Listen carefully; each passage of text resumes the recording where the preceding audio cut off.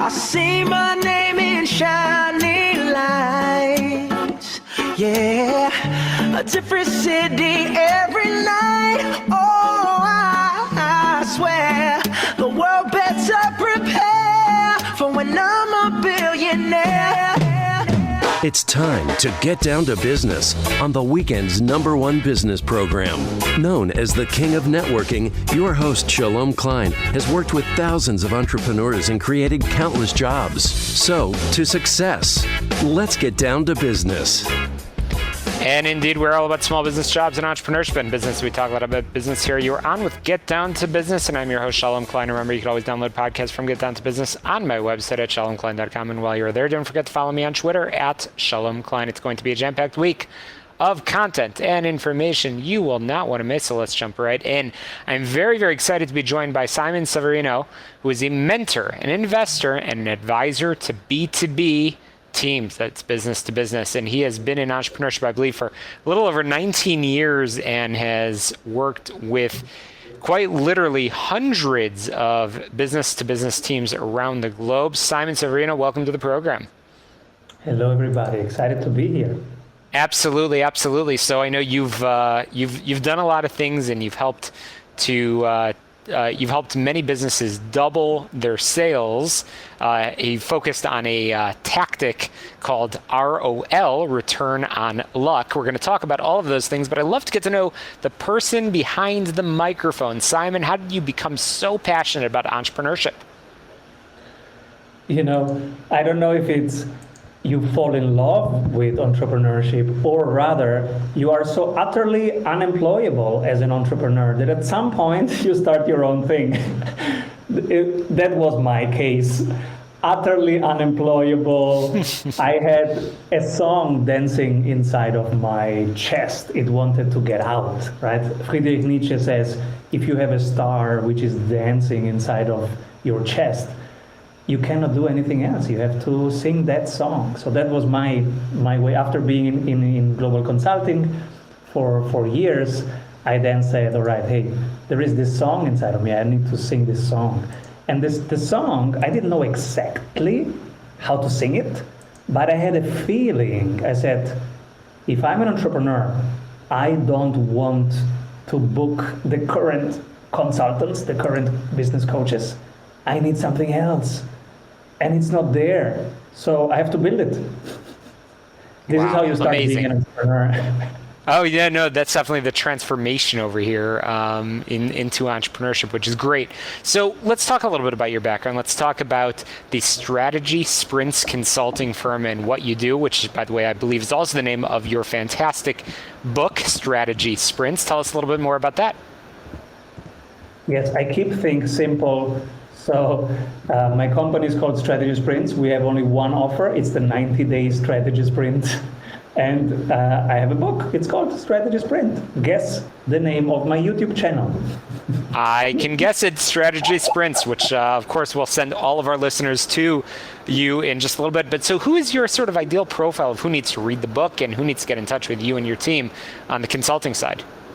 Yes. So we work only with B2B businesses. So they are professional services, agencies, B2B software builders, educators, who are doing 35K per month right now, and they want to double to 70K per month in the next 90 days. And they have a digital part of their business, not just physical, there is also some digital part. If they meet all of these criteria, we can double revenue with them in 90 days, and that's the one-to-one program that we have. It's a one-to-one coaching. Customized. Okay, so I've listened to a couple of your talks in the past, Simon, and I've heard about the tactics to maximize the ROL. And when I first heard that, I was like, Simon must have made a typo. He must have said something wrong. We all know you want a return on your investment or an ROI. But then I looked more closely, and you call it the return on luck. What is that? So return on luck was more of a fun thing that, who was it? Jim Collins started literally calling ROL the return on luck, the difference between teams who crush it and teams who don't crush it. And he said, so what is this ROL? Why do some teams crush it and others not? And he started researching.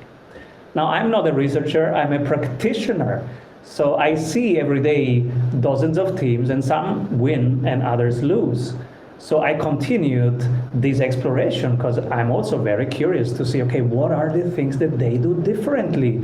So if luck can land on their desk versus the other team's desk, why do they get lucky and the other teams don't? And from my observation, it's the number of quick parallel experiments that they run. So for example, let's say you want to improve your marketing, and one team does a traditional 6 months project to improve marketing. And the other one does a more agile, like a strategy sprint. They say, all right, what's the fastest little prototype we can build and test? How quickly can we test it with $50 in 4 hours? And they run multiple of those experiments in a week. Now that team will learn much more because they can do 20, 30 experiments per week. And so the chance that they find one thing that their customers really want is much higher. And they wasted less money, and they wasted less time, and they learned more. And I think the key strategic differentiator right now in the markets, what differentiates you from your competitors, is really how much do you know about what your customers really need and how to deliver that. So the learning makes the difference. And the ROL, the return on luck, is higher if you cover more ground in exploring the ground. So the more experiments you run in parallel, short, quick, cheap experiments, the higher the probability that luck lands on your desk, not on the other team's desk.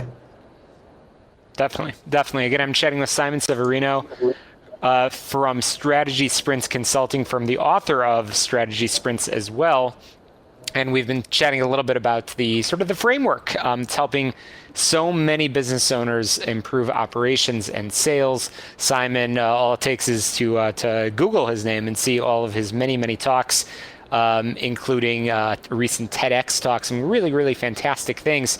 So Simon, we only have a short few minutes remaining, and I want to talk about some of the things that you see when you talk to CEOs.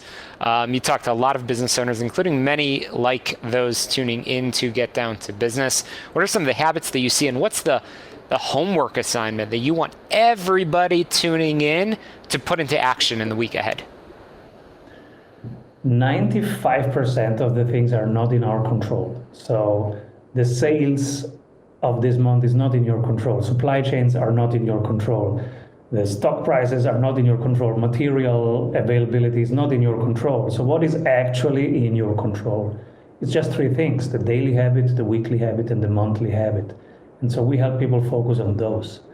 The daily habit is, how did you allocate your time today, and what will you delegate tomorrow? Because when you run a business, it's all about amplifying yourself by delegating, automating, outsourcing bit by bit the things that work.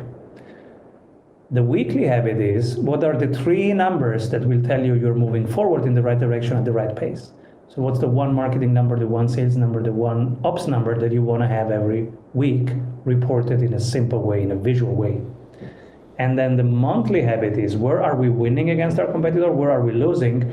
How do we cut 15%, 20%, 25% budget, so time, attention, and money that we invest from features where we are not really winning, features where we are losing against our competitors, and reinvest that in the next month into the features where we are currently winning. Because if we are currently winning and we put in 20% more time and attention and money, we're going to crush it.